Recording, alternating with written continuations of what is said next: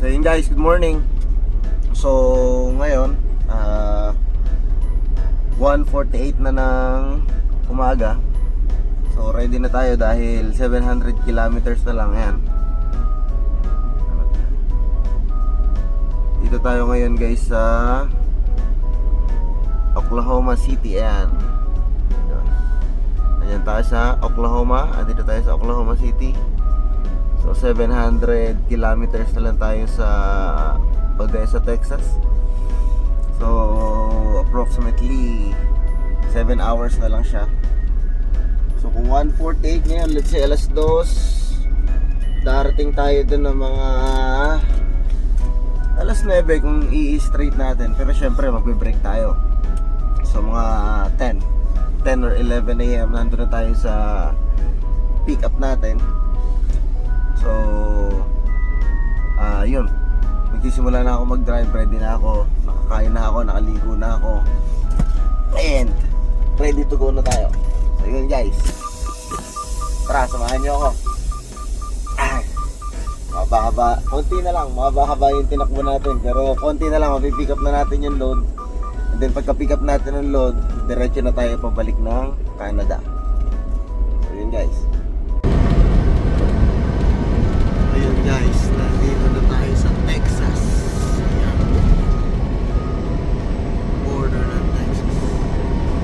Burke Burnett. Ayan. Taga natin. So meron na lang tayong 535 kilometers. Ayaw lang yung tumatakbo. Walang halos sasakyan. Yun yung maganda pagka maaga ka nag-start guys. So ayan. Yun guys, good morning. Ayan. Stop muna tayo dito. Andito tayo sa Welcome Center ng Texas. Nandito na tayo. Ayan, Texas.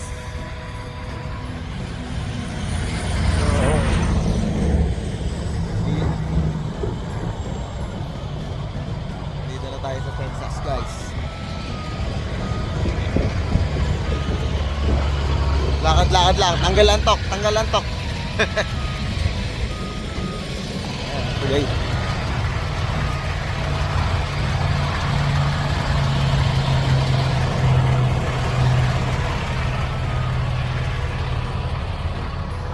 Aga pa. Ano pa lang dito? Mag-aalas 5 ng umaga. Dito sa Texas. Magpa 5 AM. Nandito tayo sa Wichita Falls. Yeah, Wichita Falls, Texas Travel Center. Yeah. Wala masyadong tao dito guys. Wala pa masyadong tao kasi madaling araw. Ayan. So konti na lang guys. Ano na lang? 500 kilometers, 5 hours. So lakad-lakad lang muna tayo, tanggal lang antok. Ito natin yung truck natin eh.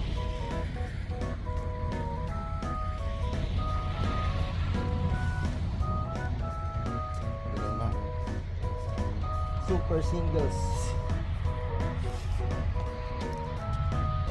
Tayo. So yun guys, maraming nandito ako sa gilid lang ng kalsada. So yun, Texas.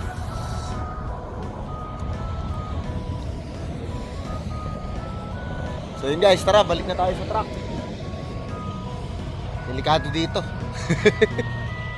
Kasi dito legal legal magdala ng baril ang mga tao, mga nakasaklit lang sa kanila. Tara, let's go. Yan guys, malapit na tayo, 1.5 hour away na lang. So mag break muna tayo. Uy! Ayan, dito tayo ngayon. Dito ako ng pagkain. So yun guys, dito sa Texas, ayan, may cactus pa. Ayan o. Wala naman sanang wild animal dito. Ayan guys, cactus pa dito. Ayan. Dito lang tayo guys nag-break. Ayan. Kain muna tayo para mamaya doon sa pipick upan natin. Busog tayo, busog. Kasi pumikap na ako ng load dun before. Naglagay ako ng strap, I think mga 6 na strap or 8 strap yun nilagay ko. Mga bag yun mga bag ng mga solar something. So yun guys, kain muna tayo, kain. And then takbo ulit, malapit na. Hi guys, ayun na nga excited pa naman ako sa pipick upin natin na load. Kaso tumawag yung dispatch ko kanina bago ako dumating dito sa truck stop. Sabi sa akin, yung daw machine na ipangkakarga ng load ko is nasira, pero hindi ako naniniwala. So bukas daw ng umaga yung pick up ko. So yun guys, mag-aantay ako ngayon dito. Maaga pa eh. Dumating ako dito, ano oras mo dumating? Mag-aalas 12 ng tanghali sa Toronto. So that's 11 AM dito sa Odessa, Texas. 11 AM yun. So ngayon, anong oras na? Alas 3 na. 3 hours na ako dito. Hindi ako pwede naman ako matulog dahil naka-off ako, 'di ba? Pero pag kasi natulog ako, mamayang gabi, hindi ako matutulog. So, mapupuya tayo. Hindi tayo makakapag-drive bukas after ko mag-pick up. So, ngayon, nanitili ko na gising yung sarili ko sa ngayon. So, kumain ako, nagpapababa lang ako ng kinain. Then, mamaya-maya, maglalakad-lakad ako. Kaya lang kasi, sa gitna tayo ng bukid, tsaka ng highway. So, wala din tayo mapupuntahan dito kung maglalakad ako dito lang sa loob lang ng truck stop. So yun guys, nangyayari talaga yun. Yung nare-reschedule yung pick up mo. Pero yun nga, first come first serve naman yung pick up. Kaya lang yung machine nila na pangkarga dun sa mga bags is nasira. So kaya nandito tayo ngayon, dito tayo magpapalipas ng araw hanggang mamayang gabi. May pick up tayo. First thing in the morning, pick upin na natin agad yun para makabalik na tayo ng Canada.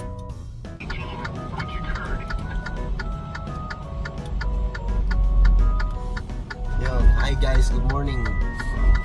So ayun, Sabado na ngayon. Nag-spend tayo guys na hindi naman isang araw, almost one day dun sa truck stop dahil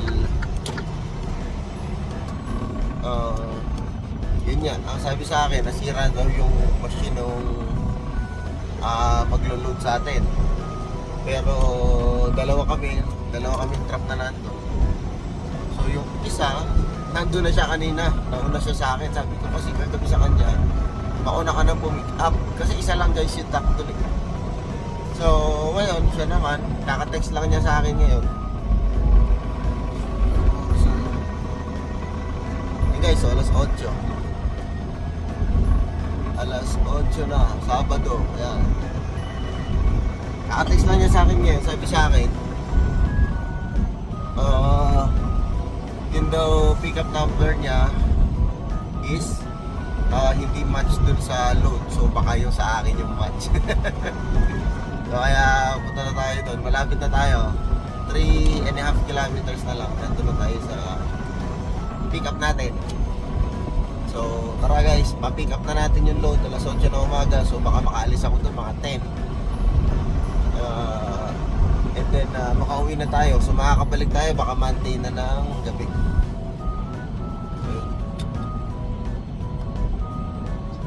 Doon na lang guys ulit sa sa pick up. Papakita ko sa inyo yung load natin. Parang hindi naman yata ito ganito kasikip dati. Ay, ba't nilagyan na nila ng harang? Ay, walang daan. So aatras tayo pala guys. Bababa muna ako. Kasi dati, wala naman ito. Wala yung kabila na yun. So dyan ang maniobrahan. So ngayon, magagaling pala tayo sa labas. Malikabok. So yun guys, atras ako. Bababa muna ako, sabi ko sa kulit. Okay.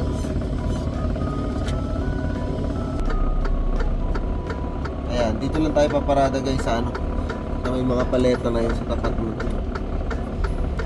Ayan. Atras tayo dyan. Tamang maniobra lang. I-back up natin doon para hindi tayo nakaharap kung saan. Pagka pumapasok ako guys sa mga ganitong lugar, ginagawa ko lagi, i-check ko yung mga mga pako.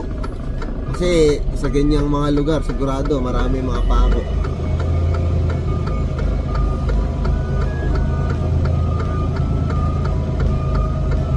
Solar cycle.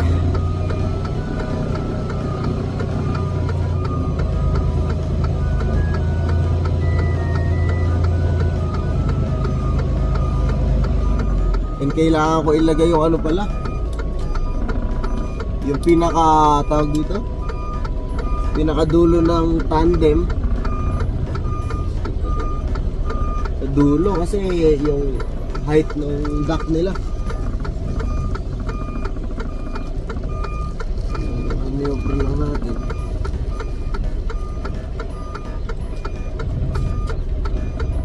Tapat lang natin dito sa maraming paleta. Dito tayo sa maraming paleta guys. Para makalabas si Colin, hindi natin siya nakaharangan.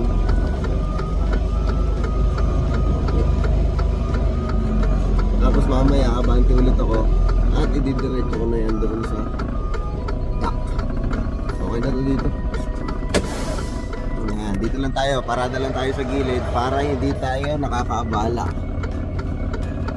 Okay. Buksan natin yung ano pala, dahil nakasil pa yung trailer ko. So yun guys, ito nakita na natin yung pamputol natin. Putol natin ng seal. Tandaan nyo ba yung number ng seal na nilagay ko? Ayan. Ayan pa din siya. 15988. Ayan, dito tayo ngayon. Putulin na natin.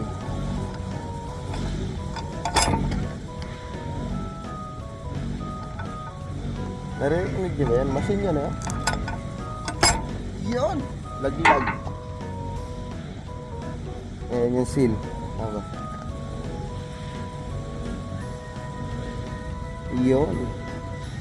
So bubuksan na natin ito trailer.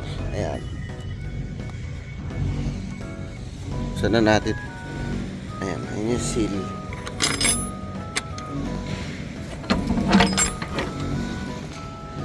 Empty pa din siya guys. From ano to? From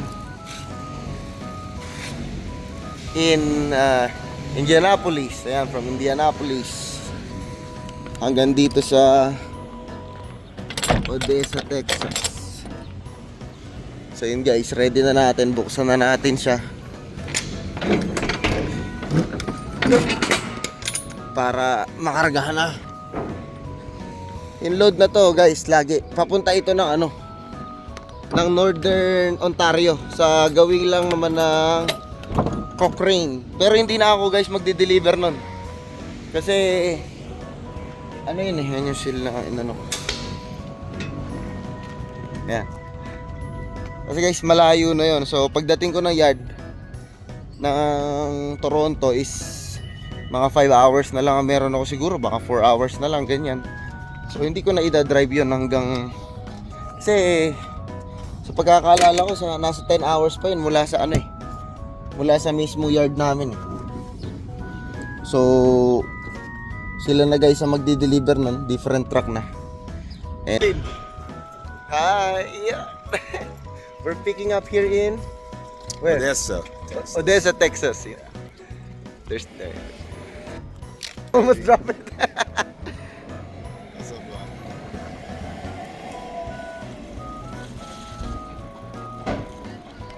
So yun guys. Tingnan natin i-load. Kukwentuhan kami dun eh. Inaantay niya yung paperwork niya. Ayun yung load natin. Meron pa kami ditong bantay habang nagkakarga. Ayan.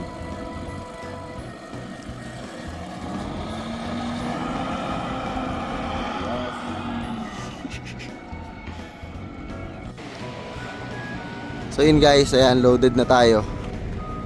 Ayan. So, siya din loaded na. Nag-aantay na lang siya sa paperwork. Nauna pang lumabas yung paperwork ko. So yun guys, sara na natin itong gate. I mean, itong door ng ating trailer, isara na natin nang tayo ay makalarga na. Kasi ito, siya,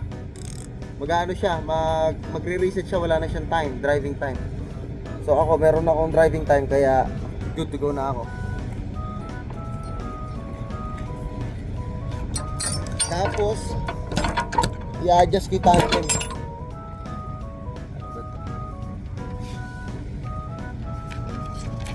I-adjust ko guys itong tandem na. Mababa yung ano nila dun eh. So ilalagay natin siya sa gitna. Yun. So yun guys, tara. See you later.